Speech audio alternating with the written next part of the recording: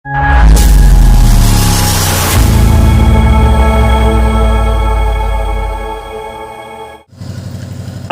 ذکر یہ ہے کہ ہر وقت آپ کے ذہن میں یہ بات مستحضر رہے، میں گھر میں ہوں میرا رب میرے ساتھ ہے، میں مارکیٹ میں ہوں میرا رب میرے ساتھ ہے، میں دکانوں میں ہوں میرا رب میرے ساتھ ہے، اگر میں نے کسی پر ظلم کیا ہے میرا رب مجھے دیکھ رہا ہے، اگر میں نے کسی کی غیبتیں کی ہیں میرا رب مجھے دیکھ رہا ہے، اگر میں نے کسی کی جائیداد کو ہڑپا ہے میرا رب مجھے دیکھ رہا ہے، اگر میں نے اپنے ہاتھ سے کسی یتیم کو ستایا ہے، کسی یتیم اور غریب پر ظلم کیا ہے تو یاد رکھ میرا رب مجھے دیکھ رہا ہے، اگر شوہر ہونے کے ناطے میں نے بیوی پر ظلم کیا ہے میرا رب مجھے دیکھ رہا ہے، اگر بیوی ہونے کی حیثیت سے ہم نے شوہر کو ستایا ہے میرا رب مجھے دیکھ رہا ہے، اگر ساس ہونے کی حیثیت سے ہم نے بہو کو ستایا ہے یاد رکھ میرا رب مجھے دیکھ رہا ہے، میرا خالق مجھے دیکھ رہا ہے،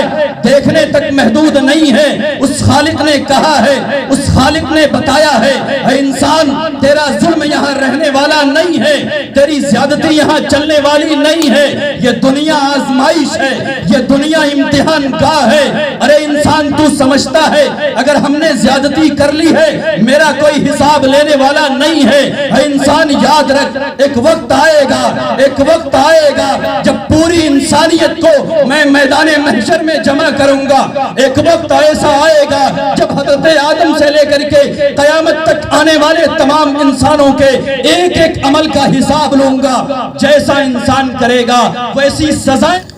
الحمدللہ نحمده ونستعینه ونستغفره ونؤمن به ونتوکل علیہ ونعوذ باللہ من شرور انفسنا ومن سیئات اعمالنا من يهده الله فلا مضل له ومن يضلله فلا هادي له ونشهد أن لا إله إلا الله ونشهد أن محمدا عبده ورسوله أما بعد فقد قال الله تبارك وتعالى في القرآن المجيد أعوذ بالله من الشيطان الرجيم بسم الله الرحمن الرحيم ألا بذكر الله تطمئن القلوب صدق اللہ العلی العظیم۔ معزز سامعین، اسٹیج پر تشریف فرما علماء کرام، پردہ نشین خواتین، میری مائیں بہنیں، چونکہ مسلسل کئی راتوں سے پروگراموں میں رہا، ہمت نہیں تھی آپ کے درمیان کچھ کہنے کی، آواز سے بھی آپ بخوبی اندازہ لگا سکتے ہوں گے، لیکن میرے مشفق کرم فرما حضرت مولانا مفتی سعید اللہ صاحب قاسمی دامت برکاتہم العالیہ کا حکم تھا، اس لیے میں آپ کے سامنے حاضر ہوا ہوں۔ دعا فرمائیں اللہ تعالیٰ مجھ سے صحیح باتیں اور ہم سب کو اس پر عمل کی توفیق عطا فرمائے۔ میں نے خطبے میں قرآن کریم کی ایک چھوٹی سی آیت، مختصر آیت، بلکہ آیت کا ایک ٹکڑا میں نے آپ کے سامنے پڑھا ہے، جس عنوان کے تحت میں آپ سے بات کرنا چاہتا ہوں اسی اعتبار سے میں نے قرآن کی تلاوت کی ہے۔ یہ عنوان بڑا ہی اہم ہے اور ہم سب کی ضرورت ہے۔ جس عنوان پر، جس مسئلے پر مجھے گفتگو کرنی ہے وہ انتہائی اہم مسئلہ ہے اور ہر ایک اس مسئلے کے حصول کے لیے فکر مند ہے۔ میں اس لیے یہ بات بتا رہا ہوں کہ جس چیز کو میں آپ کے سامنے رکھوں گا وہ ہر ایک کی ضرورت ہی نہیں بلکہ اصل ضرورت ہے اور اشد ضرورت ہے. اس لیے دھیان سے سنیے گا. بہت زیادہ آپ کے مابین میں نہیں رہوں گا. دیکھیے آپ کو معلوم ہے اور آپ کی بھی یہ چاہت ہے, آپ کی بھی یہ کوشش ہے, اور ہر انسان کی, ہر عقل مند انسان کی یہ خواہش ہوا کرتی ہے کہ مجھے سکون قلب میسر ہو جائے. ہر انسان کی یہ چاہت ہے کہ مجھے اپنی زندگی میں سکون مل جائے. سکون اور اطمینان کی تلاش میں ہر انسان پریشان ہے. یہ جو آپ دیکھتے ہوں گے کہ بہت سارے لوگ اقتدار کے پیچھے جا رہے ہیں, بہت سارے لوگ عہدے کے طلبگار ہیں, ہمیں کوئی عہدہ مل جائے, ہمیں اقتدار مل جائے. اور بہت سارے انسان ایسے ہیں جو ہر وقت اس فکر میں رہتے ہیں کہ کسی طریقے سے میرے پاس مال اور دولت آ جائے. اسی طریقے سے بہت سارے انسان اپنے گھر کو بسانے میں لگے ہوئے ہیں, اپنی اولاد اور اپنے بچوں میں اور اپنے گھر کو آباد کرنے کی فکر میں لگے رہتے ہیں.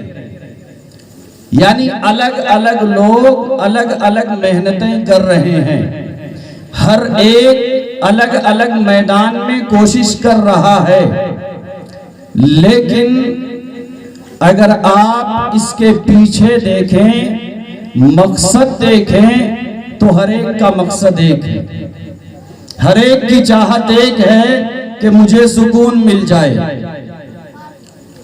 یہ الگ بات ہے کہ ایک انسان یہ سمجھ رہا ہے اگر مجھے حکومت مل گئی, اگر مجھے اقتدار مل گیا تو مجھے سکون مل جائے گا. یعنی ایک یہ سمجھتا ہے کہ اقتدار میں سکون ہے لہذا اقتدار کے پیچھے لگا ہوا ہے. ایک یہ سمجھتا ہے اگر میرے پاس مال اور دولت خوب اکٹھا ہو جائے تو مجھے سکون مل جائے گا, اس لیے وہ مال کے پیچھے لگا ہوا ہے. ایک یہ سمجھتا ہے کہ اگر ہمارے گھر میں اولاد ہو جائے, بچے ہو جائیں تو ہمیں سکون مل جائے گا. تو ہر ایک کا مقصد ایک ہے, اسباب اور ذرائع الگ الگ ہیں, طریقہ کار الگ ہے, لیکن مقصد ایک ہے کہ ہمیں سکون مل جائے. لیکن جب ہم اپنی نگاہوں کو اٹھا کر ماحول اور معاشرے میں انسانوں کی زندگیوں پر, انسانوں کے حالات کو دیکھتے ہیں تو ہمیں یہ یقین ہوتا ہے کہ بہت کم ایسے ہیں جنہیں سکون میسر ہے. بے شک بہت معمولی گنے چنے افراد, شاید کوئی ایسا ہو جسے سکون میسر ہو. ہم جسے دیکھتے ہیں کہ بڑا مالدار ہے, 4 ویلر سے چلتا ہے, اس کے پاس بڑی خوبصورت عالیشان بلڈنگ ہے, اس کے پاس آل و اولاد ہیں, یہ سکون میں ہوگا؟ ایسا نہیں. آپ اس کے پاس جائیں, آپ اندرونی حالات کا جائزہ لیں تو وہ بھی یہی کہے گا کہ سب سے زیادہ پریشان میں ہوں. ایسا لگے گا تمام پریشانیوں کا نشانہ وہ انسان خود ہے جسے ہم نے اس کی دولت کی بنیاد پر یہ سمجھ لیا کہ یہ سکون میں ہوگا. تو سکون کی طلب, سکون کی تلاش ہر کسی کو ہے. آج کے اس اجلاس میں میں آپ کو بتاؤں گا سکون ملے گا کیسے. اطمینان سے بیٹھیے اور میں کوئی اپنا نسخہ نہیں بتاؤں گا. میرے نسخے میں کمی کوتاہی یقینی ہے. کسی انسان کے بتائے ہوئے نسخے میں کمی ہو سکتی ہے، لیکن جس نسخے کو اللہ نے بتایا ہو، قرآن نے بتایا ہو، جبرائیل امین کے واسطے سے بتایا ہو، محمد الرسول اللہ صلی اللہ علیہ وسلم کی ذات گرامی پر نازل کر کے بتایا ہو، یہ ہمارا ایمان ہے، یہ ہمارا عقیدہ ہے کہ اس میں غلطی کا امکان ہے ہی نہیں. اور اگر امکان ہم نے مان لیا تو ہمارا ایمان بھی رخصت ہو جائے گا. بے شک. تو میں اسی قرآن کی روشنی میں بتاؤں گا. میں اپنی ماں اور بہنوں سے بھی کہوں گا کہ آپ خاموشی سے تھوڑا سا وقت مجھے دیجئے، تھوڑا سا وقت دیجئے. بڑی ہمت کے ساتھ میں آپ کے درمیان بیٹھا ہوا ہوں، ورنہ اجازت میری طبیعت نہیں دے رہی ہے کہ میں آپ کے سامنے کچھ کہہ سکوں.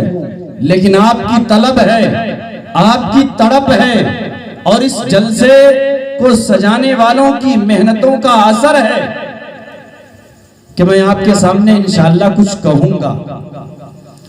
میں اس بات کو ایک مثال سے سمجھاؤں.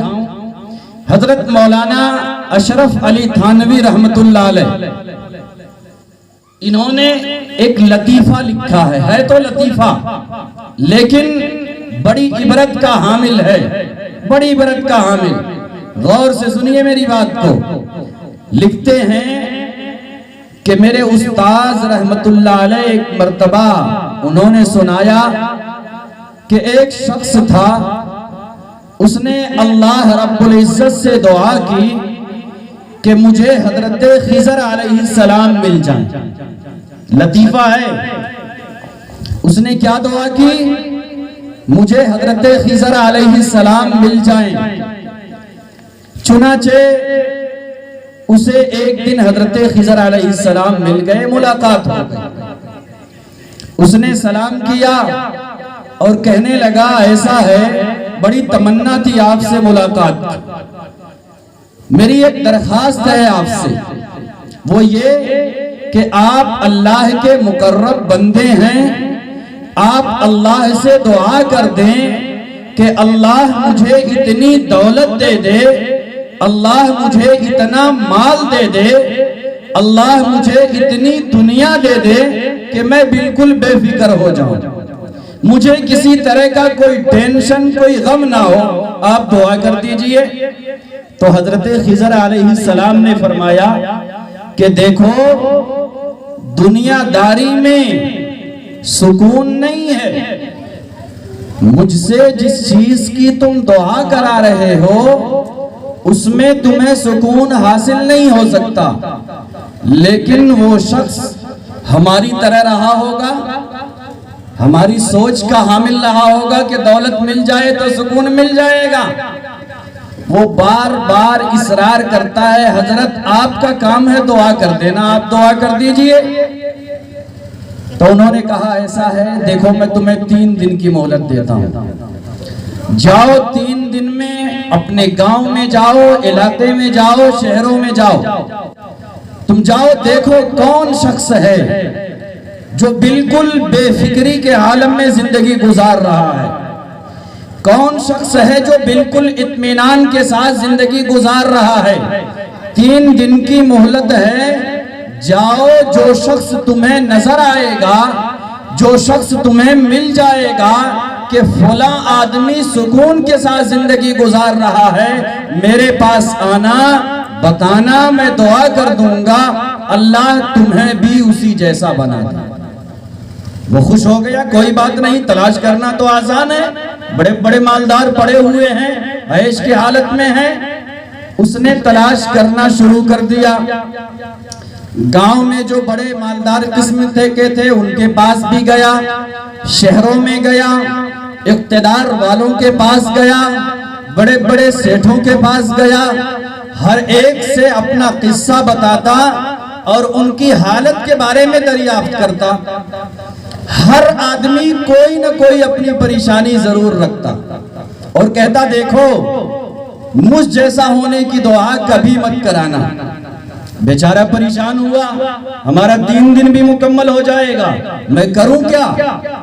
اتفاق سے اس کی نظر ایک جوہری پر پڑی.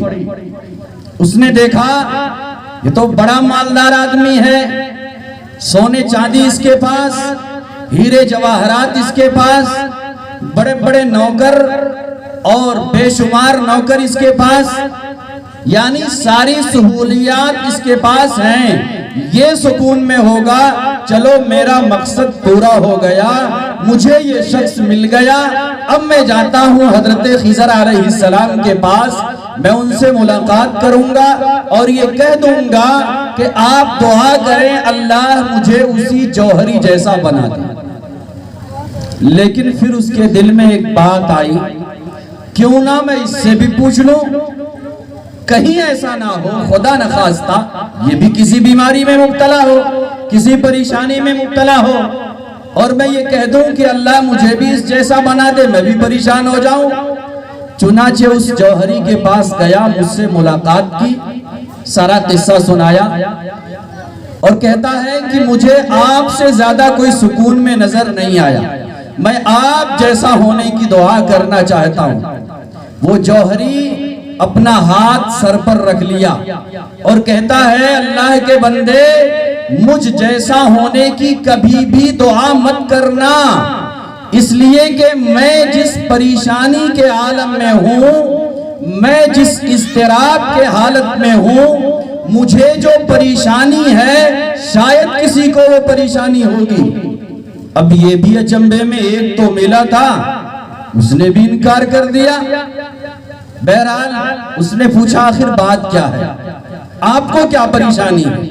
آپ کے پاس تو اولاد بھی ہے, آپ کے پاس نوکر چاکر بھی ہیں, آپ کے پاس دولت بھی ہے, آپ تو ایئر کنڈیشن میں رہتے ہیں, آپ کو کیا پریشانی ہے؟ وہ جوہری کہتا ہے سنو, مجھے جو پریشانی ہے شاید اس زمین میں وہ پریشانی کسی کو نہ ہو. کہتا ہے دیکھو میرا واقعہ سنو, ایک مرتبہ میری اہلیہ کی طبیعت خراب ہوئی. اہلیہ کی طبیعت اتنی زیادہ خراب ہوئی کہ ایسا لگتا تھا کہ اب اس کا آخری وقت ہے, وہ دنیا سے جانے والی ہے. وہ جوہری کہہ رہا ہے کہ مجھے اس سے بے انتہا محبت تھی, میں اس پر عاشق تھا, میں اس کی محبت میں گرفتار تھا, وہ میری گھر والی تھی. جب میں نے اسے دیکھا کہ اب یہ بچنے والی نہیں ہے تو میں اس کے سامنے کھڑا ہوا, اس کی بے بسی دیکھ کر محبت میں آ کر میرے آنکھوں سے آنسو نکلنے لگے.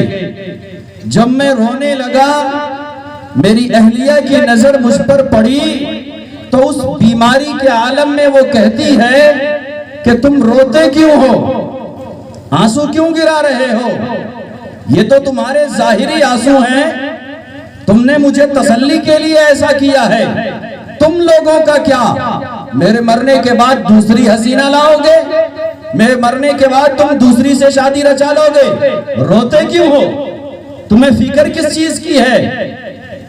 وہ جوہری کہتا ہے چونکہ میں بے انتہا اس سے محبت کرتا تھا, اب مجھے یہ یقین دلانا تھا کہ تیرے سوا میں کسی کو نہیں چاہتا. چنانچہ ان جذبات میں آ کر کے اس نے اپنی بیوی کے سامنے پیشاب کے مقام کو کاٹ دیا اور کیا کہتا ہے اب تو یقین آ گیا کہ تیرے بعد میں کسی سے شادی نہیں رچاؤں گا. وہ کہتی ہے ہاں اب تو مجھے یقین آیا, اسے تسلی ہو گئی. آج حال بھی یہی ہے, اسے تو کم سے کم تسلی ہوئی تھی. آج اگر نوجوان شوہر سب کچھ قربان کر دے بیوی کے لیے شاید تب بھی تسلی نہیں ہوگی. جی ہاں یہ حقیقت ہے, برا نہ ماننا, شوہروں کی بھی غلطیاں ہوا کرتی ہیں, ایسا نہیں کہ ایک طرفہ ہوتا ہے. تو وہ کہتا ہے جوہری کی دیکھو تم مجھے عیش کی حالت میں دیکھ رہے ہو, تم سمجھتے ہو کہ یہ اولادیں ہماری ہیں, نہیں, تم سمجھتے ہو یہ نوکر چاکر ہیں, یہ جو میری اولادیں تمہیں نظر آ رہی ہیں یہ میری نوکروں کی دین ہے، یہ میرے نوکروں کی عنایت ہے۔ میں سب کچھ دیکھتا ہوں، چونکہ میری بیوی صحت یاب ہو گئی، بستر مرگ پر تو تھی، اللہ نے صحت دے دی۔ آج جتنی اولادیں تم دیکھ رہے ہو یہ میرے نوکروں کی دین ہے۔ میں سب کچھ جانتا ہوں، میری بیوی کا غلط رشتہ کسی اور سے نہیں، میرے گھر میں پلنے والے میرے نوکروں سے ہے، لیکن میں اپنی بے عزتی سے، اپنی بے عزتی کو بچانے کے لیے، اپنی عزت کو بچانے کے لیے میں اس بات کو کسی اور کے سامنے نقل نہیں کرتا ہوں۔ میں گھٹ گھٹ کر کے زندگی گزار رہا ہوں، اس لیے اللہ کے واسطے مجھ جیسا ہونے کی دعا نہ کروانا۔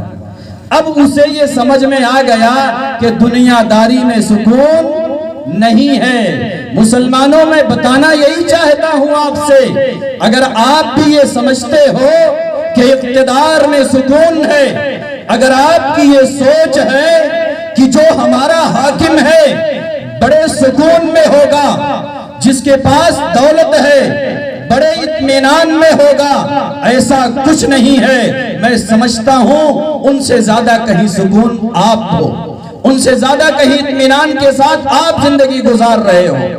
چنانچہ وہ شخص حضرت خضر علیہ السلام کے پاس گیا اور کہتا ہے کہ ایسا ہے مجھے آپ دعا کر دیجئے میرے بارے میں، اللہ مجھے اپنا کامل بندہ بنا دے، دیندار بندہ بنا دے، اس کی دعا کروانے کی کوشش کریں۔ چنانچہ حضرت خضر علیہ السلام نے دعا کی، وہ کامل ایک اللہ والا بندہ بن گیا۔ تو بہرحال حقیقت یہی ہے کہ دنیا داری میں سکون نہیں ہے، دنیا داری میں بے فکری نہیں ہے۔ کیوں؟ اس لیے کہ دنیا کی حالت یہ ہے کہ ابھی ایک تمنا انسان کی پوری نہیں ہوتی، دوسری شروع ہو جاتی۔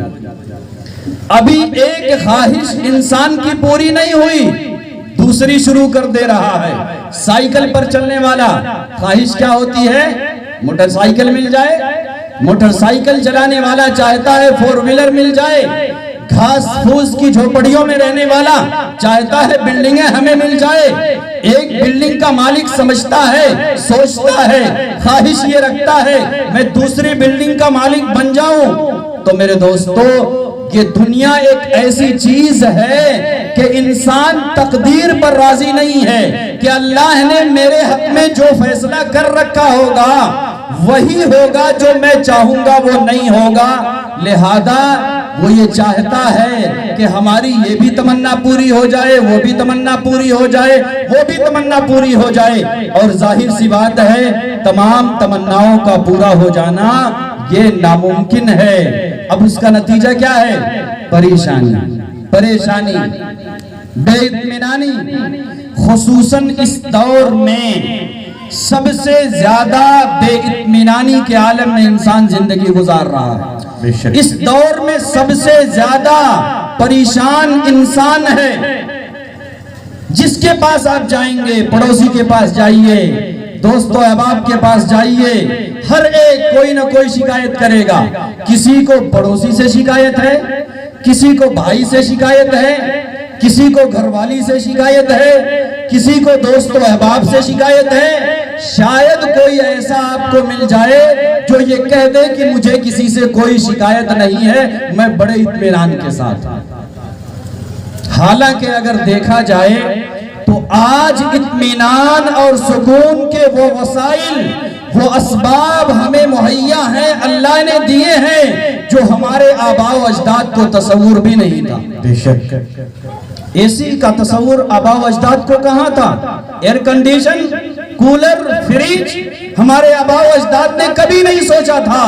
لیکن میں سمجھتا ہوں کہ ہم سے زیادہ کہیں پرسکون ہمارے آباء و اجداد زندگی گزارا کرتے تھے، اور جو زیادہ مالدار ہیں وہ اور زیادہ پریشان حال ہیں۔ تو میرے دوستو، دنیا میں سکون نہیں ہے، دولت میں سکون نہیں ہے۔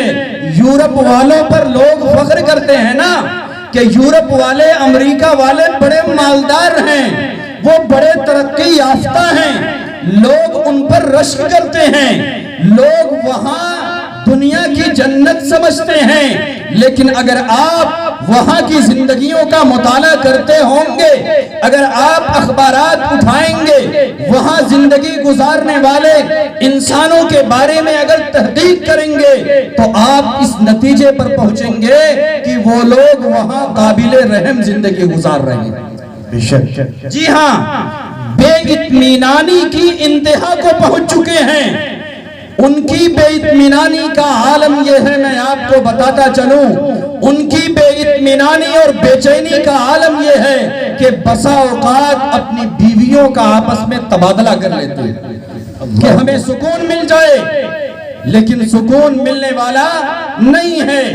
اب اس انسان نے سکون کی تلاش میں بہت سارے راستے اپنائے، غلط راستے اپنائے، مجھے سکون مل جائے۔ جس نے یہ سوچا تھا اقتدار اپنے ہاتھ میں آئے گا، سکون مل جائے گا، اقتدار ملنے کے بعد یہ پتا چلا ہے کہ سب سے زیادہ بے چینی اسی اقتدار کے اندر ہے۔ جس نے یہ سوچا تھا کہ مالداری میں سکون ہے، دولت میں سکون ہے، دولت ملنے کے بعد اس نتیجے پر پہنچا ہے کہ ہمیں سونے کے لیے خواب آور گولیاں کھانی پڑتی ہیں، نیند نہیں آتی ہے، راتوں رات کی نیندوں کو قربان کر جاتا ہے اپنے دولت کے چکر میں۔ جس نے یہ سوچا تھا، جس انسان نے، جس سماج نے یہ تصور کیا تھا کہ اگر انسان کی خواہشات کو پوری کر دی جائے، اگر انسان کی شہوات کو پوری کر دی جائے، جیسا کہ یورپ اور امریکہ کے اندر لوگوں نے یہ سمجھا تھا ہماری خواہشات کو پوری کر دی جائیں تو سکون مل جائے گا، چنانچہ ان لوگوں نے سکون کے حصول کے لیے قانون بنا دیا ہے۔ زنا کو، لواطت کو قانونی تحفظ حاصل ہے۔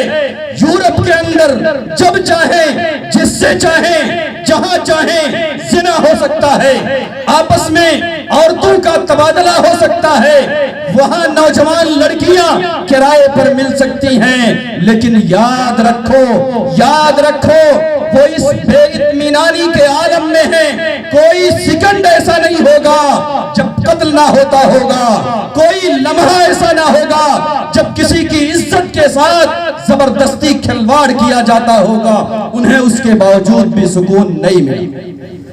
جن لوگوں نے یہ سوچا تھا اگر ہم نے شراب کا استعمال کر لیا، اگر ہم نے منشیات کا استعمال کر لیا ہمیں سکون مل جائے گا، مسلمانوں بتاؤ آپ کے محلے میں بھی شرابی ہوں گے، آپ کے گاؤں میں بھی شرابی ہوں گے، آپ نے شرابیوں کے احوال کو پڑھا ہوگا۔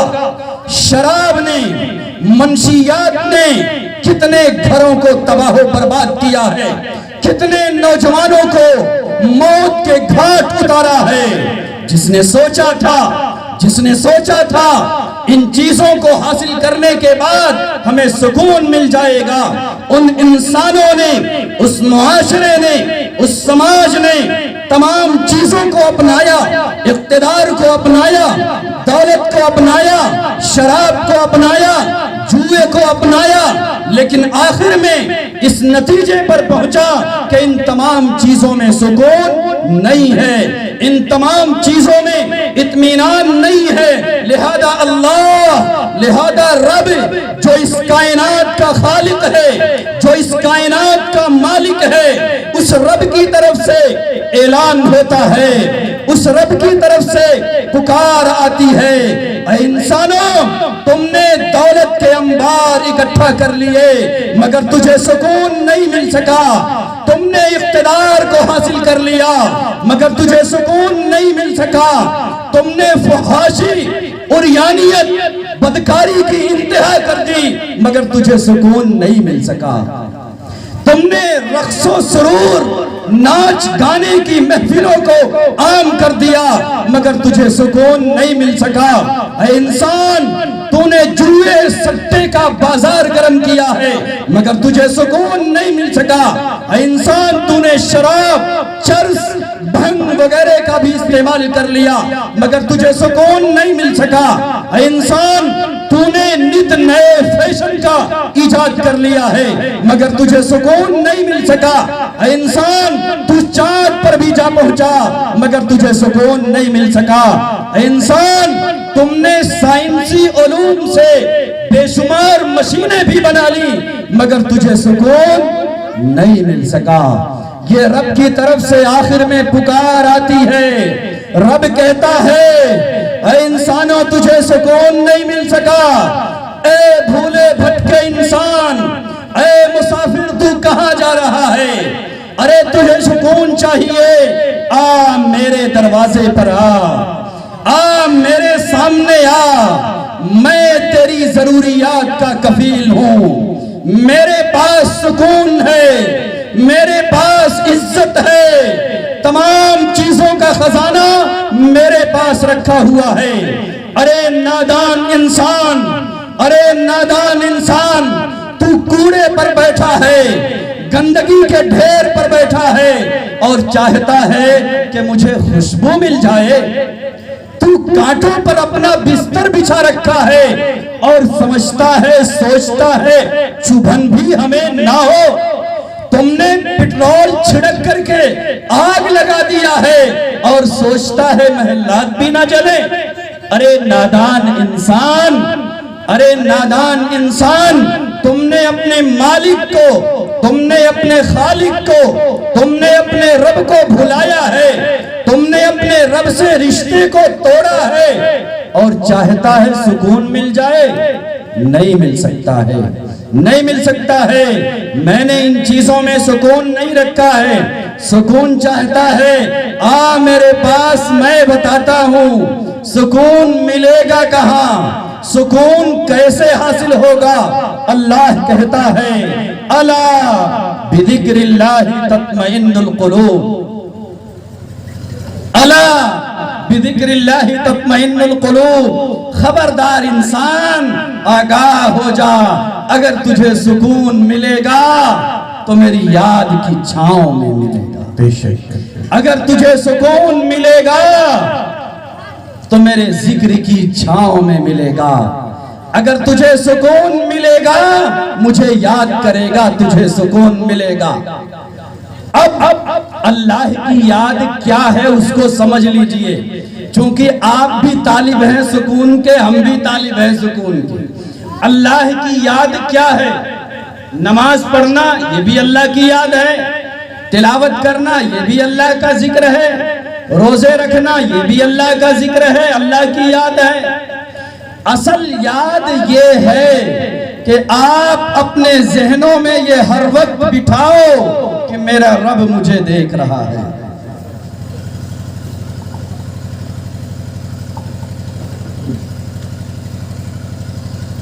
اصل ذکر یہ ہے کہ ہر وقت آپ کے ذہن میں یہ بات مستحضر رہے، میں گھر میں ہوں میرا رب میرے ساتھ ہے، میں مارکیٹ میں ہوں میرا رب میرے ساتھ ہے، میں دکانوں میں ہوں میرا رب میرے ساتھ ہے۔ اگر میں نے کسی پر ظلم کیا ہے میرا رب مجھے دیکھ رہا ہے، اگر میں نے کسی کی غیبتیں کی ہیں میرا رب مجھے دیکھ رہا ہے، اگر میں نے کسی کی جائیداد کو ہڑپا ہے میرا رب مجھے دیکھ رہا ہے، اگر میں نے اپنے ہاتھ سے کسی یتیم کو ستایا ہے، کسی یتیم اور غریب پر ظلم کیا ہے تو یاد رکھ میرا رب مجھے دیکھ رہا ہے، اگر شوہر ہونے کے ناطے میں نے بیوی پر ظلم کیا ہے میرا رب مجھے دیکھ رہا ہے، اگر بیوی ہونے کی حیثیت سے ہم نے شوہر کو ستایا ہے میرا رب مجھے دیکھ رہا ہے، اگر ساس ہونے کی حیثیت سے ہم نے بہو کو ستایا ہے یاد رکھ میرا رب مجھے دیکھ رہا ہے، میرا خالق مجھے دیکھ رہا ہے۔ دیکھنے تک محدود نہیں ہے، اس خالق نے کہا ہے، اس خالق نے بتایا ہے اے انسان تیرا ظلم یہاں رہنے والا نہیں ہے، تیری زیادتی یہاں چلنے والی نہیں ہے، یہ دنیا آزمائش ہے، یہ دنیا امتحان इम्तिहान गाह है। अरे इंसान तू समझता है अगर हमने ज्यादती कर ली है मेरा कोई हिसाब लेने वाला नहीं है। इंसान याद रख, एक वक्त आएगा जब पूरी इंसानियत को मैं मैदाने महशर में जमा करूंगा। एक वक्त ऐसा आएगा जब हजरत आदम से लेकर के कयामत तक आने वाले तमाम इंसानों के एक एक अमल का हिसाब लूंगा। जैसा इंसान करेगा वैसी सजाएं दूंगा। ऐ इंसान अपने जहन में ये बिठा ले, अगर हमने शराब पिया है अल्लाह हिसाब लेगा, अगर हमने गाली दी है अल्लाह हिसाब लेगा। अगर ये चीज मुस्तहज़र हो जाए, अगर ये चीज आपके दिलो दिमाग में बैठ जाए, याद रखो सुकून मिल जाएगा। मिलेगा कि नहीं मिलेगा? जब आपस में भाईचारा होगा, जब आपस में मोहब्बतें होंगी, जब आपस में एक दूसरे के हुकूक का ख्याल किया जाएगा, जाहिर सी बात है आपका ये जलसा कामयाब होगा। आपके नौजवानों की मेहनतें रंग लाएंगी कि आपके माहौल में, आपके गांव में, आपके मुआशरे में एक अमन वाला मुआशरा बना दिया गया। ये जलसा सबब बनेगा। इसलिए आइए ये तहैया कीजिए, अगर घरों का सुकून चाहते हैं अपने ज़हनों में ये बात बिठाइए, अल्लाह मेरे अमल को देख रहा है, अल्लाह इस पर सजा भी देगा।